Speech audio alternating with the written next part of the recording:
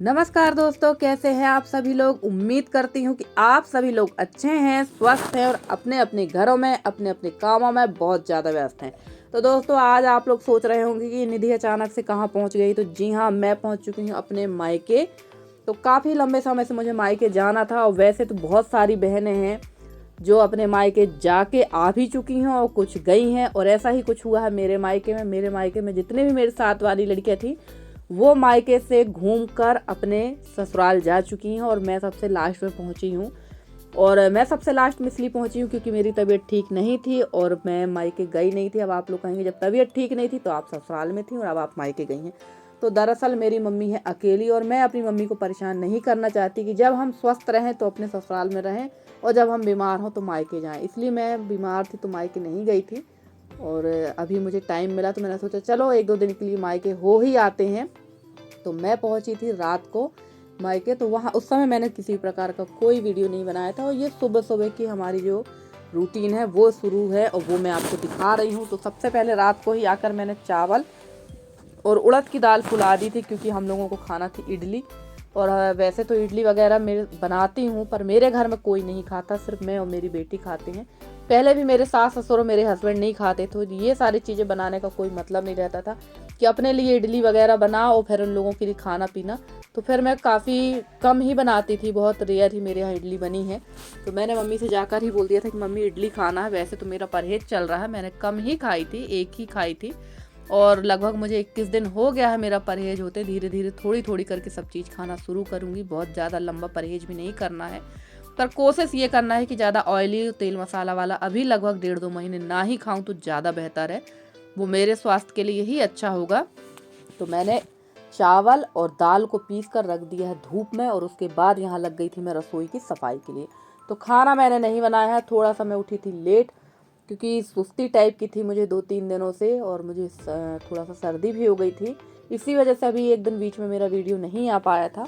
और मम्मी ने खाना पूरा बना लिया और मैं वैसे तो मेरा घर पूरा पक्का है पर रसोई में डली हुई है सीट और 10 बजे के बाद तो यहाँ घुसना भी मतलब बहुत ज़्यादा दुखदाई है। तो मम्मी सबसे पहले उठ के बाहर की सारी क्लीनिंग करती हैं, नहा धो के बना लेती हैं खाना। तो मम्मी का खाना बन चुका था, रोटी सब्जी मम्मी ने बना ली थी, दाल भी बन चुकी थी, चावल मैंने कुकर में रख दिया है और चावल मैं यहाँ से साफ़ सफाई करने के बाद चावल चढ़ा दूँगी।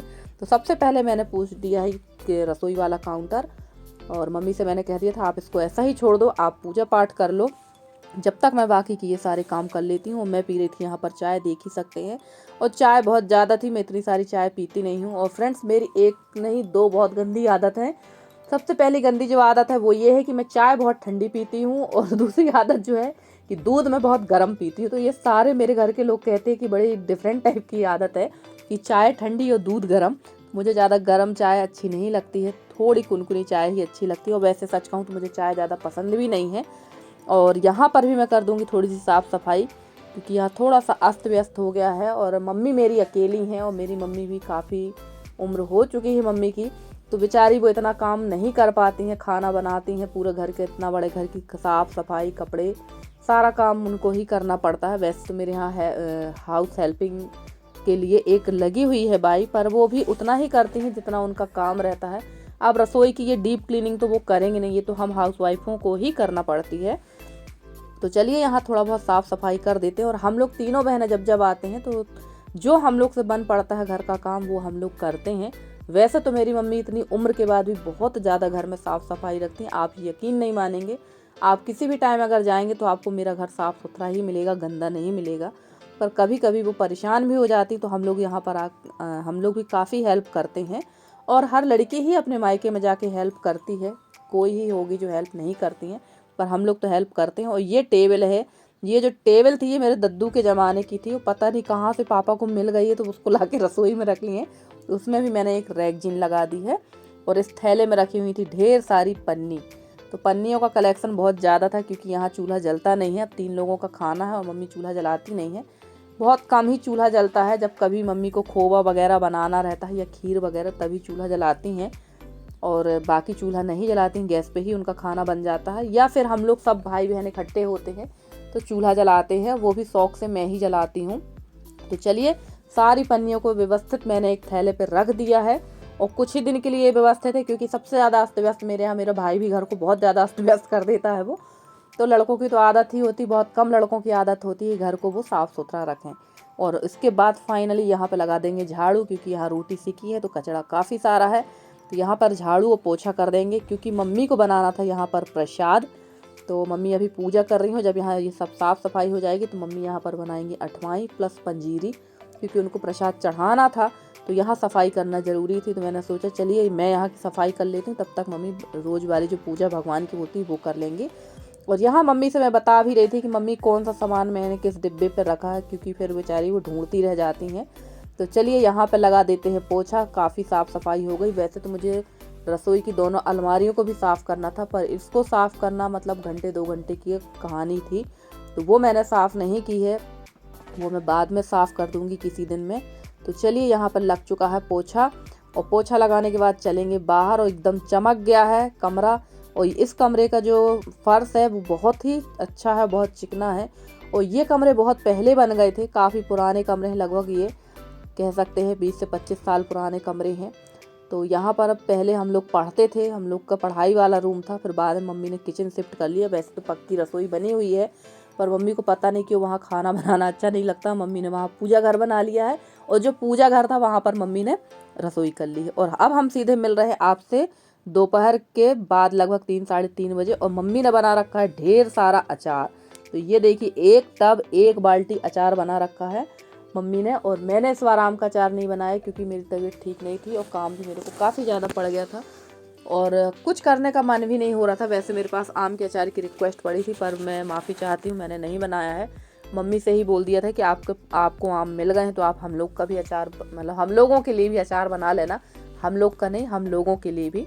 तो यहाँ पर मम्मी ने सबके लिए बना लिया है अचार, मेरे लिए, मेरी मंझली बहन के लिए, छोटी वाली बहन को अगर ले जाना होगा तो वो भी ले जा लेगी। सबके लिए मम्मी ने बना रखा है अचार, और अभी हो जाएगा सबके अचार का बंटवारा। तो सबसे पहले मम्मी रख रही हैं घर के लिए। तो ये जो बड़ा वाला मटका है, ये चीनी मिट्टी का मटका हो, ये काफ़ी पुराना है, बचपन से ही मैं ये मटके देखते आ रही हूँ। और एक ये वाला है, और एक और गोल मटका है। तो कभी कभी मायके में ऐसी कुछ चीज़ें रहती हैं ना जो बहुत पुरानी होती है, जिन्हें हम बचपन से देखते आते हैं, तो अच्छा लगता है जब हम कोई पुरानी चीज़ें देखते हैं। तो यहाँ पर अचार की बहुत ही अच्छी खुशबू आ रही थी। और वैसे मेरी मम्मी अचार बहुत अच्छा बनाती, चाहे आम का हो, नींबू का हो, या किसी भी चीज़ का अचार हो, बहुत स्वादिष्ट अचार मम्मी बनाती हैं। अब आप काफ़ी सारी बहनें कहेंगी कि दीदी घर से मायके से अचार नहीं लाना चाहिए, तो हाँ, आप बिल्कुल सही कह रहे हैं। हम लोग जो अचार लाएंगे उसके हम लोग पैसे देकर आएंगे मम्मी को, पर क्या करें, मजबूरी थी तो ले आए हैं। वैसे तो मैं हर साल अचार बना लेती हूँ, पर इस बार नहीं बनाया है मैंने, जैसे कि बार बार आपसे बता रही हूँ। तो चलिए, अचार वगैरह सारा अलग अलग हम लोगों का बंटवारा हो गया है अचार का। और मम्मी डाल रही थी यहाँ आंगन में पानी, क्योंकि ना यहाँ शाम टाइम हम लोग पलंग बिछा के बैठ जाते। वैसे मेरे घर में 3 आंगन है, एक सामने है, एक ये है, और एक और बहुत बड़ा आंगन सामने तरफ है। तो मेरे यहाँ 3 आंगन है और 2 मकान है। तो ये पक्के वाले मकान में हम लोग रहते हैं, और सामने एक और कच्चा मकान है, काफ़ी बड़ा और काफ़ी पुराना मकान है। जब ये गांव बसा था तब का वो मकान है। अगर आप लोग कहेंगे तो मैं किसी दिन उसका होम टूर करा दूंगी। बहुत बड़ा मकान है और बहुत ऊंचा मकान है, शायद ही ऐसा ऊंचा मकान हमारे गांव में किसी का हो। तो चलिए, बिस्तर भी बाहर रख दिए, क्योंकि मम्मी पापा तो हमेशा बाहर ही सोते हैं। और पहले जब हम लोग सब इकट्ठे होते थे तो हम लोग छत पर सोते थे, पर अब आदत से छूट गई बाहर सोने की। और मैंने जो इडली का घोल बना के रखा था, तो मैंने सुबह ही रख दिया था, और इसमें उठ गया है बहुत अच्छा खमीर।